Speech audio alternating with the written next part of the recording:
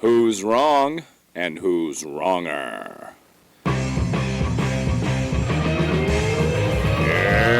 this corner, followed by millions, James the Exploding Unicorn Breakwell. And in that corner, ignored by millions, Steve Dash Rinko Levers.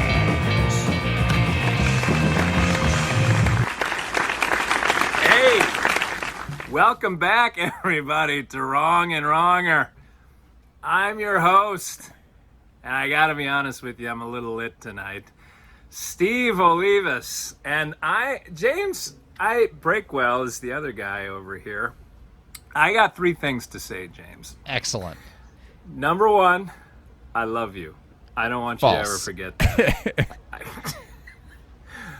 Number two, I'm questioning my life decisions tonight because I'm here in the garage and we don't own a house and you have the Taj Mahal unicorn over there. You have the perfect life. It is idyllic. I read your stuff on Twitter. I know you soak in, you drink in every moment of every day. And third, the problem with my night started because Mrs. Steve said she'd like some nice wine. And I said, okay. So I went and got her a big box. And she turned her nose up to it, James. And I am not one to waste $7. So Hey. I took it. And I'm not a sommelier, and so I don't know wine very well, but it shouldn't be bitter. But it's not bad. So we're going to do the show, and welcome to the show. Those boxes of wine are dangerous, isn't it? It's like the equivalent of 4 bottles of wine, if I'm not mistaken. I might have bought a box or two of wine in my day. Yeah, but you buy your bourbon in bulk when you go shopping, man. I've heard the story. Usually, but I did buy 2 boxes of wine one time. We were having a theme night for something, and we drank one right away, and it was terrible. And the other one, I think, sat around for basically forever. Wine drunk is a very different kind of drunk, or so I've heard. I don't have it a lot, but I do expect it will lead to a very bad day for you tomorrow, which would fill me with joy. So I do have that to look forward to. James, believe me when I say every day is a bad day when you live in a garage. Well, we still don't have the house. The mortgage, we signed the paperwork Friday, but the guy in New York signed it and then mailed it. So we don't own the house until his documents arrive. And you and I are recording Tuesday night at 8 p.m. and there ain't no documents. So we still ain't got no house. Did he mail it to your garage? No, he mailed it to the title company, who apparently doesn't open the mail. I don't know how it works, James. I'm not a member of the U.S. Postal Service, and so I can't vouch for their efficiency or inefficiency. Is there a reason why in the year of our Lord 2021 he couldn't sign these documents electronically or fax them over or send them by telegraph or literally one of a million other delivery options? Yeah, the only explanation I can come up with is that the year of our Lord has nothing to do with the satanic influence of this entire process for us. So I am living in the year of Hotel California, and it's turned into living in a garage. You can check in anytime you like, but you can't never leave. Something like that.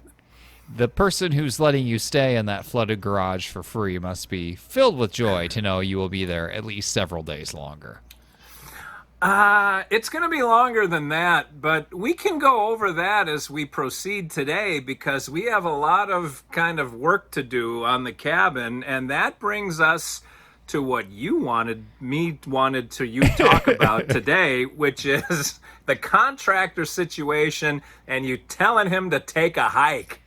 But I didn't really tell him to take a hike. That's the worst part. I just stopped calling him and I stopped paying him. I think I've broken up with girlfriends like this. I know. It's just I stopped paying them. Yeah. Yeah. Well, there you go. I don't know why all of our projects take so long. I mean, at some point, the problem has to be me. I don't know what I'm doing wrong. I pay them promptly. I'm here. I'm like, hey, you agreed to a certain amount of money for a certain amount of work. Here's the money. And then they show up and they just don't do the work, or they'll do half the work or 3/4 of the work. Whatever it is, it never lines up.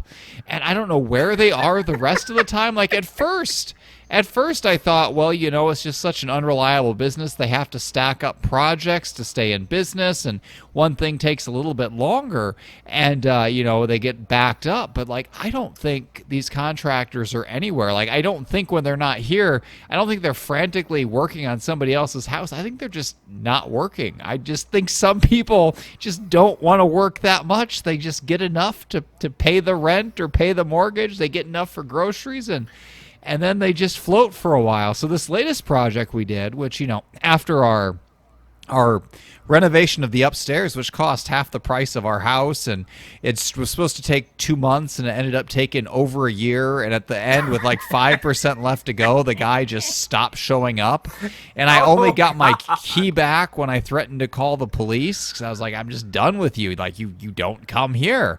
And so he gave up well more than 5% of the money for abandoning that last 5% of the work. So then we went back to the contractor we had before this guy, and the other contractor had shown up, but we weren't super thrilled with the work, but he did it. And we're like, all right, we're going to try this guy again. And so we went back to that guy. We're like, let's get some subpar work done. He was supposed to just tear out a shower and put a pantry in place. Yeah. And then he was supposed to paint the bathroom, put in a new vanity. Yeah, what month was this? You've been doing that forever. This was September of That's a year. 2020, maybe. Yeah. God.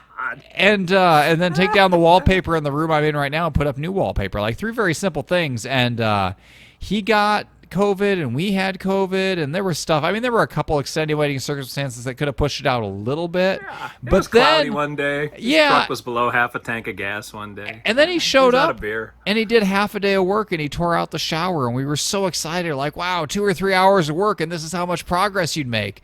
But like, that was the most work he would ever do in a week. Like, half a day of work was his work week, and he could do an incredible amount if he'd give you that half hour. I mean, imagine if this man would put in like a solid standard 8 hours, like 3 or 4 of those days, and the whole project would have been done. But that's simply impossible. Cancer's cured. And like, an early day for him would be like 11 o'clock, but more likely he'd be like, say I'll be there by 9, and that would turn into 11, which would actually be like 2, and he'd work from like 2 to 5 once every other week. It's And 4:30. and then I would start texting, what time are you coming out? When are you coming over? Like, I work from home. I don't have to give these contractors a key anymore. It's like, I'm here all the time. I know if you're here or not. I will let you in the house. And eventually, like, we had that triple birthday party at like month 9 of the project, which, by the way, was supposed to take 2 weeks. I kid you not, 2 weeks. And he came in and he finished up the pantry itself right before we had like all of our friends and family coming over. And I guess to him, that was like the finish line. Mission like, accomplished. we thought that was just like a milestone. He wanted something we could show off, but no, like, that was just it. And so I gave him 2 weeks off because he'd worked like 2 days in a row then. So I figured he was exhausted. Yeah. So I didn't bother him for a full 2 weeks. Then I started up with the texting again, like, when are you coming out? What time are you coming out today? And so on and so on. And then finally, one Would time, he answer those? he would. That was the craziest part. He would respond. And then finally one time I was like, when are you coming out? He's like, I'll be there Wednesday. And that was like 4 months ago. And so I just stopped texting him, and I'm certainly not paying him. So I just went through and I just started doing the stuff he was supposed to do, like that bathroom. Like, the whole reason I paid him to paint the bathroom, like, I'm capable of using a paintbrush. I don't enjoy it. It's not something I want to work on my schedule, but it's like, I'll just pay somebody and it'll be done super fast. And when it takes a year to paint that bathroom, it defeats the entire purpose. So I went, and he had like painted most of it. Well, first he painted it in the wrong color. Then he painted most of it in the right color. But then there was still like a third of it left to go. And I just, like, in an afternoon, did it. And it blew my mind. It was like, I have been waiting for like most of a year for somebody to go in here. And I seriously, like, just like on a break from my day job, went in there and knocked it out. And it was just infuriating how little labor it actually takes to paint something. And so the bathroom is now done. I've hung up all the stuff he was supposed to hang up. I painted all the stuff he was supposed to paint. And now we've moved on, and I just need to get the wallpaper down in this room. And then, and yeah, so we ghosted each other mutually. He decided he was just never going to show up, and I decided I was just not going to text him anymore. And I guess that's the end of our relationship because we are adults. But now you get to go through the same thing, but surrounded by rattlesnakes in a rural area where no one wants to go. So how is that going to work out for you? Well, and let me ask you, James, before I even address the question that I've already forgotten. Yes. When you were going through this with the contractor, was your wife behind you like, yeah, you got to call him. You get on the phone with him and you get him out here. Was she pressuring you to do that kind of thing? No, she was nicer than I was. Like, there were like 19 different times I was ready to fire him. Like, if he's not here tomorrow, I'm just going to do this. And every time I got to that point, he would show up and do his standard half day of work every 2 weeks. Like, he just stretched it out just enough. And there was parts. So the only part of the project I really couldn't do was the pantry, because that required like building things, and I couldn't do that. But once that was done, he really became expendable, and that was a great moment. Now, granted, once I get this wallpaper down in here, should that ever actually happen, I am not capable of putting up new wallpaper. That is skill work, and if you put it up crooked, like, that's something my wife will complain about until the end of time. So I will have to find another professional to pay, but I'm going to keep the scope very simple, because every time I pay a contractor to do like 3 things, that's like 2 things too many. We're lucky to do 1 thing, so I'm going to hire somebody just to put up wallpaper, not to take it down, not to do anything else, literally just to take the wallpaper and put it on the wall. Like, it seems like that's the easiest possible metric to go by. So I'm sure it's impossible, and 3 years from now, we'll still be talking about this not being done. And then I'll come over and wallpaper the damn thing. And if it is crooked, just keep Lola drunk, and then it won't be a problem. Well, if I hire you for this, like, do I have to like provide you with room and board? Do you still plan to be homeless at that point, or what's your status going to be? I thought we talked about this. I'm moving in. No. Are you reneging on this whole deal now? I will burn my house down before I let you cross the threshold again. Well, thank God you have a nice wife. My wife wants like a backpack full of napalm and a flamethrower when we deal with these people. And she's just all over me all the time. That my wife, man, she will run into combat and then assume I'm going to follow and pick up the pieces later. I can't tell you how many fights she's almost gotten in with hockey moms who are married to large men. And I remember one time somebody came and found me and said, hey, you better go find your wife. I almost said her name because she just went with another wife, and they went because they were going to confront some fans from the other team. And my exact words were, well, all right, I guess I got to go get my ass kicked again, but here we go. I have a long and storied history of this kind of thing, James, that I remember dating a girl in high school, and we were at a movie, just the 2 of us. Mm-hmm. And this is back in the days, this is before you were a teenager. This is when your parents were teenagers. But there was like a whole football team of guys that came, and they were starting to march down the same row as us toward us. And one of them kicked a popcorn bin that ended up hitting me in the side of the leg. And I pretended not to notice because I'm a gentleman, James. And I remember the girl I was dating, her name was Kim. She leaned forward to look around me and locked eyes with the head giant football player and said to me through him, well, kick it back. Oh, I'm about to die because they ain't going to hit a girl. And I don't remember how I got out of that. But I, like you, have the gift of gab, James Breakwell. I can get out of most things just by opening my yap. But anyway, Mrs. Steve would be putting pressure on me, which is why she takes care of this thing now. And any contractor that crosses her will rue the day, because she don't work and she got nothing but time to go all over social media, all over Yelp. She'll blow up their phone. She will read Bible verses and fill up the person's voicemail so they can't get any incoming calls. Like, she is absolutely. You know what? I'm sorry I said any of that. She's a very nice lady. So anyway, I don't remember what you asked me, but the answer is, yeah, what the hell? I have heard of so after I told that story a couple weeks ago on my newsletter, I got emails from a bunch of people, and they all pretty much confirm that's just how contractors are everywhere, all the time, under all circumstances. But I heard of a mythical time period once upon a time, very far away in Colorado. There was a place, or it was like 5 or 6 years ago, maybe longer than that. There were so many contractors fighting for a small number of jobs that when you hired a contractor, they showed up and did the job. Yes, that's that's the rumor. Yeah. Come on. It blows my, I don't know, I just can't imagine like any other profession. Like, okay, you go to the doctor's office and people complain like the doctor's running late, but like he will see you that day. Like he doesn't like book you an appointment. It's like, oh, I meant I was going to be there 3 weeks from now. Maybe. And there's no other profession, like even other like, similar professions. Like I have a plumber and the guy just blows me away. Like I'll text him and like, I got this issue. When can you get out here? And he's like, oh, I'll be out there Tuesday morning. And then Tuesday morning he shows up and he does the job. I will pay. Live in Shangri-La. That man does not understand like that. I would pay him any amount of money. It's just such a rare service.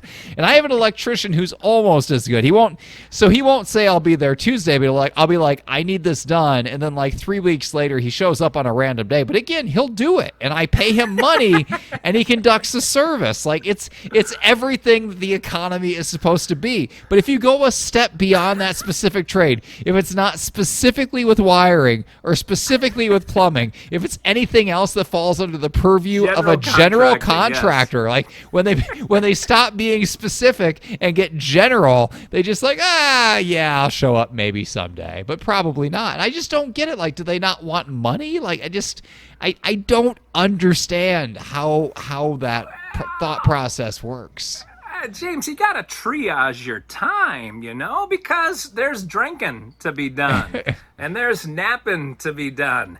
And you got to show up for court every few days because your old lady is taking you back to adjust the child support. You got that ankle bracelet. You got to call in when that thing goes. And when you get the call, you got to drop a little urine to make sure that you ain't doing any of that wacky tobacco anymore because of the other court case. So there's a lot going on in the background of these guys. You've got to respect their time. I mean, imagine how much you could clean up if you just looked at like a niche market here. The market of like, contractors who show up. If you decide to go out and be the contractor and your whole advertising campaign is, I will show up and work. Like you could demand prices 5 times higher than anybody else because you're the only one who's best painkillers money can buy. Absolutely. Oh my gosh. Behind the Exxon station. Yeah. And it just, and they can't, really, I like the last 2 contractors ago. We got that guy. Like we contacted an architect first to like design our upper floor, and he recommended this guy. That's the other thing that blows my mind. Oh, every single bad contractor experience we've had has always been recommended by somebody through word of mouth. Like recommendations are worthless, absolutely worthless. Because that's the thing. Everybody has one person who likes them. Like even I have at least one person who likes me. There might be millions of other people who hate me, but if you talk to that one person, they might recommend me. And that's the same thing with contractors. I think most of us are just like, if we have a bad experience, we internalize that shame. We feel like it's partially our fault. Or I know I did. It's like, if I would have been more assertive, if I would have been more of a man, he would have come out here and he would have done this job. It's my fault. So I'm not out there like your wife singing from the rooftops and leaving bad reviews. I just slink away. And so this guy builds up like references of like the 3 people in the last 30 years who he's finished the job for. And that's who's getting him all his new business. Yeah, boy, word of mouth is funny.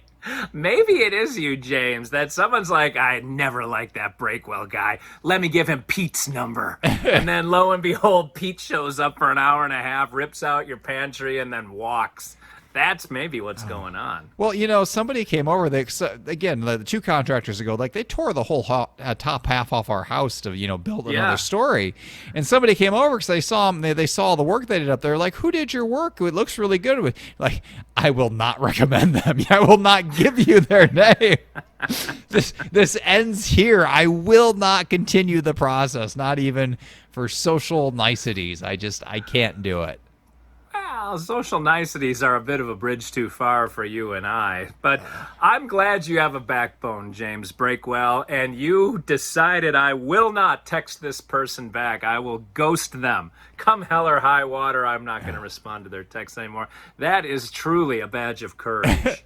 Well, I mean, I don't even know. Like, I could, like, confront him and say, like, he's fired, but, like, at this point, I just look like a moron. He's like, well, I stopped showing up 6 months ago. What do you mean I'm fired? Quite clearly, I quit. Like, this is me just taking a hint at this point.